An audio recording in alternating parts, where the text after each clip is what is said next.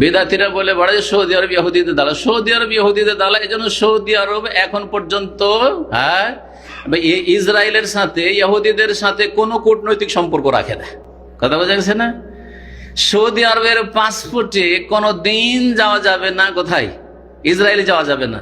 বরং সৌদি আরবে ভিসাতে আপনি যে একামাতে আছেন, আপনি যদি এখান থেকে কোনো, যেমন আপনারা হয়তো বাংলাদেশ থেকে যেতে পারবেন না হয়তো, কিন্তু যদি ইন্ডিয়া থেকে কেউ যদি চলে যায় বা অমুসলিম কোনো দেশ থেকে চলে যায় এখানকার প্রবাসী, তাহলে এখানে আসলে আপনার সম্পর্কে একটা তদন্ত হবে, যা গেলেন কেন আপনি, হ্যাঁ, এমন দেশে যেন আমাদের দুশ্মন দেশ, সে দেশে গেলেন কেন? তাহলে সৌদি আরব দালাল না যেই দেশে এমবেসি খোলা সেই দেশ দালাল?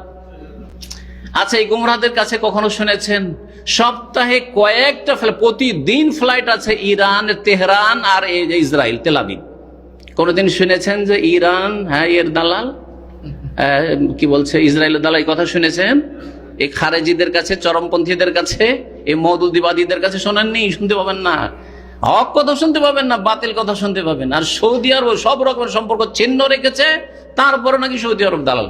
আচ্ছা, যদি সৌদি আরবের শুধু সৌদি আরবকে বলে না, সৌদি আরব কি বলছে ইহুদিদের দালাল, আমেরিকার দালাল, ইসলামিক সেন্টারগুলো দালাল। আসসালামু আলাইকুম, আশা করি সবাই ভালো আছেন। তো আপনারা এই ভিডিওটি দেখার পরে আমি এটি সম্পর্কে কয়েকটি কথা বলবো। সেটা হচ্ছে, শায়খ মতিউর রহমান মাদানী একজন খুবই স্বনামধন্য ব্যক্তি, কিন্তু তিনি যে ধরনের মিথ্যাচার করলেন, এই মিথ্যাচারের কয়েকটা জবাব আপনাদেরকে দিচ্ছি। তিনি উদাহরণ হিসেবে বললেন যে ইরান ইসরায়েলের সঙ্গে আপনার কূটনৈতিক সম্পর্ক রেখেছে, বিমান চলাচল রেখেছে এবং দূতাবাস আছে, এছাড়া ব্যবসায়িক সম্পর্ক আছে, এরকম আরও অনেক কথা তিনি বললেন। কিন্তু তিনি কিন্তু এটা বললেন না যে এই ঘটনাটা ঘটেছিল 1979 সালে ইসলামিক রেভলিউশনের আগের ঘটনা, এবং তৎকালীন সময়ে যে শাসন ব্যবস্থা ছিল সেটা ছিল রাজতন্ত্র, এবং এই রাজতন্ত্রের শাসন ব্যবস্থা কারা চালু করেছিল বা কারা পালন করত, সেটা হচ্ছে যে আপনারা দেখবেন যে শাহরেজা পালভি নামে এক ব্যক্তি আছে যে আমেরিকায় বসে বসে ইরানের এই সংঘাতকে আরও উস্কানি দিচ্ছে, ইসরায়েলের পক্ষ হয়ে, আমেরিকার পক্ষ হয়ে কথা বলছে।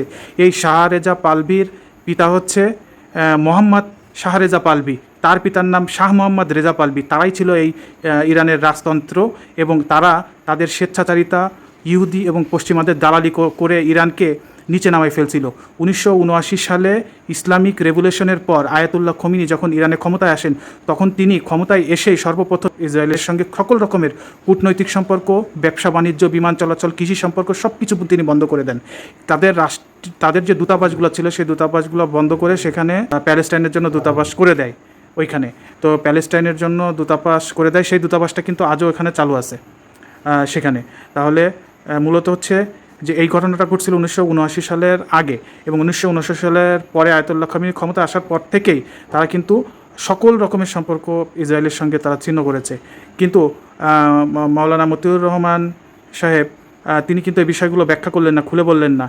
তিনি বললেন সৌদি আরবের কথা, যে সৌদি আরবকে যারা দালাল বলা যাবে না, সৌদি আরবের সঙ্গে ইসরায়েলের কূটনৈতিক সম্পর্ক নেই।